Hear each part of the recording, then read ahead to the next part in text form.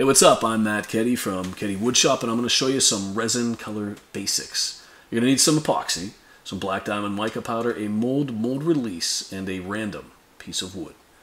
So the epoxy that we're using is Easy Cast, and it's a two-part epoxy resin. So that means 1 part epoxy, 1 part hardener, 1-to-1 ratio, so equal parts measured out, stirred up, it's ready to cast. Super, super easy to use.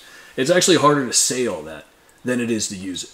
So you go ahead, you pour a little buffer of clear at the bottom of your mold, cover the wood so you don't get any color bleeds, and you want to fill your shot glasses with Jameson, or in this case, resin with mica, not, something fun. And you kind of blend your colors together in there. Now check this out. That's a tutorial in itself. So if you've been following my Instagram, kind of get an idea of what I was able to do by how that stuff's hydrophobic, maybe? I don't know. I'm not a scientist.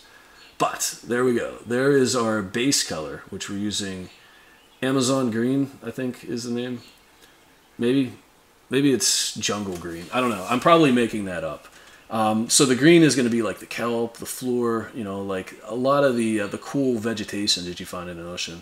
Now that one there, I believe, is called Ghost Flame. Maybe it's Silver Queen. Honestly, I am. I'm just making these names up. Those are names that I would call it. So, like, it's probably not that at all. Black Diamond, if you guys want me to name stuff, just give me a buzz. Because apparently I just look at stuff and make names up now. But that purple, I know that's purple. So the bottom of the mold, closest to the bottom of the screen, is the part that's in the picture, which is right there. So you see how we have the dark colors there now. We're adding, I know that one's also called Purple Haze. We add those two in. And that's going to give us like the water part of it. Now remember, we have the green and white on top of that, so that's all going to get pushed up. So the white got diverted to the right and lefts, which it's now pushing against the wood.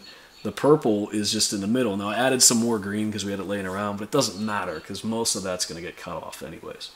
But you just dump clear on top. Now see how it's not actually blending, it's just pushing the color out of the way. So you're creating like this opaque kind of like, I don't know how to explain it, it just moves it. So once you add the clear, you can then kind of, you'll create trails and eventually it'll blend if you get too crazy, but you can then just move the colors to where you want it without too much blending, and then you can still kind of see what's going on under the surface. I think it's kind of crazy. Like, I used to cast in solid colors and it wasn't cool, but now that I've like started dealing with this stuff where you could create like this opacity where you're able to see into it and you have other stuff going on, really a cool attribute, which is something that I think we all need to start exploring a lot more with. Now that you've got that all settled, here's the final step, super easy. To get the bubbles out of the surface, just lightly touch it with your blowtorch, and when you see smoke like right there, I think, yeah, you've done it for too long. But that's it. Easy peasy.